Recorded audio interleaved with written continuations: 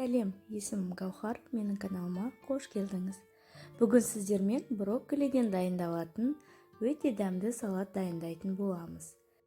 Видеом пайдалы болса, бағалап кетуді ұмытпаңыз. Барлық керек ингредиенттер описанияда толықтай жазып көрсетілген. Ең алдымен етімізді соломка тәрізді етіп турап шығамыз.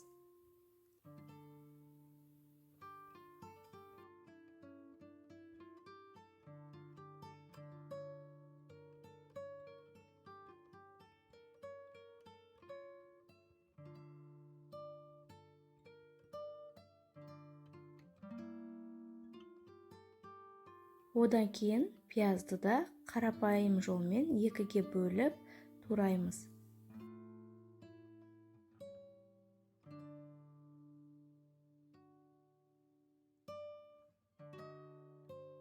Қызанақты да жуып тазалап, дәл видеодағыдай турап шығыңыздар.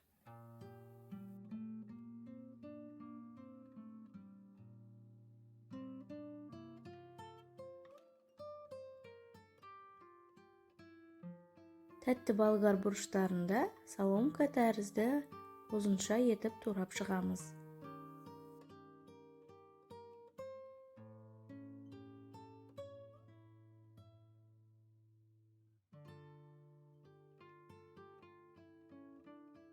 Көкөністер дайын болды. Енді брокколиді тураймыз. Барлығын осылай пышақтың көмегімен бөліп аламыз. Бұл тағамның бір ерекшелігі салаттан бөлек дастарханға ыстық тамақ ретінде ұсынсаңыз болады.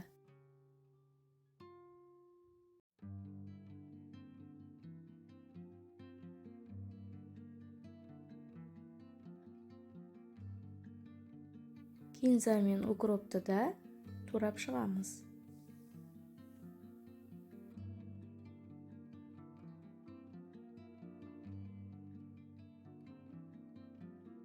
Қайнап тұрған суға брокколилерді салып, оны тағы да 5 минутқа қайнатамыз. Одан артық көп ұстауға болмайды. Себебі брокколи өз формасын жоғалтып, езіліп кетуі мүмкін.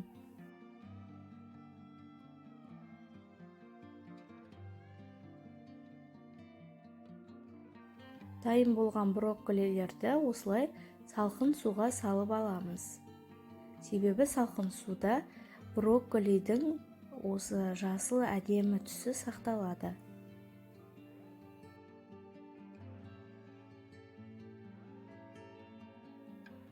Брокколилерді тағы да бірнеше бөліктерге бөліп, салатқа ыңғайлап турап аламыз.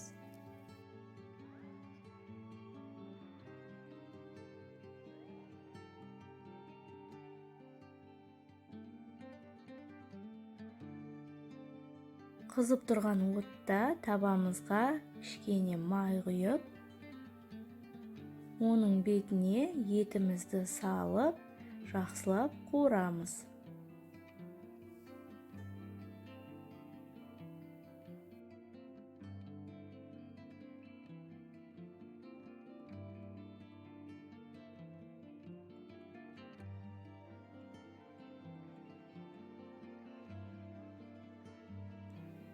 Еттің согы өзіне тартылуы қажет. Сол уақытқа дейін кішкене арасында араластырып тұрамыз.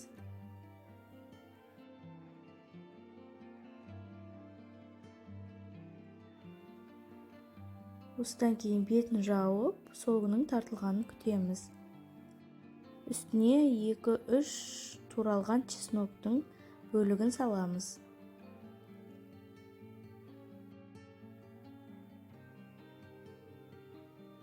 Етіміз жақсы жұмсарып пісу үшін үстіне кішкене су құйып, тағы да табамыздың қақпағын жауып, суы тартылғанша күтеміз.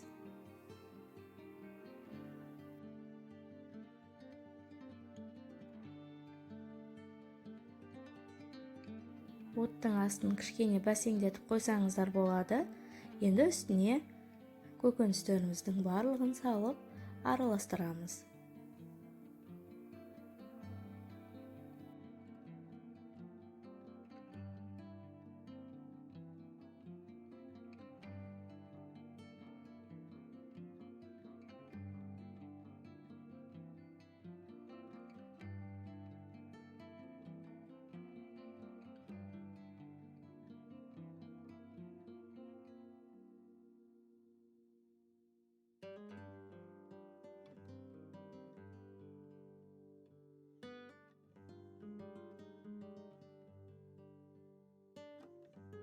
Көкөністеріміз дайын болғаннан кейін үстіне брокколиді салып, барлығын тағы да жақсылап араластырамыз.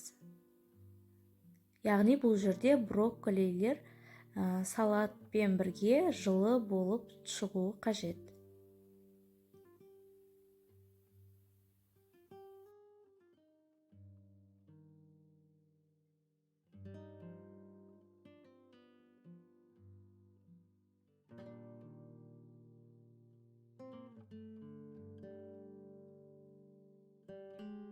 Брокколилер жылып дайын болғаннан кейін оттың астын өшіріп қоюды ұмытпаңыздар. Енді үстіне кориандр саламыз. Одан кейін тұз және қара бұрыш саламыз. Кинза мен укропты да салуды ұмытпаймыз. Барлығын салғаннан кейін асықпай араластырып шығамыз.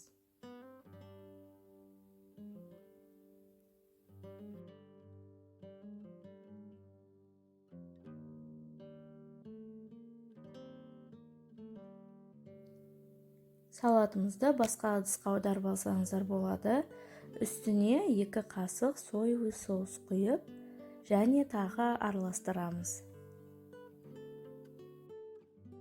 Басында тұз салған кезде азырақ салған дұрыс, өйткені соевый соус қойғаннан кейін оның да өзінің дәмі мен тұзы ащы болып кетуі де мүмкін. Сол себепті соевый соус қосқаннан кейін, егер тұз аз болып жатса, бөлек мен сияқты қосып аласыздар.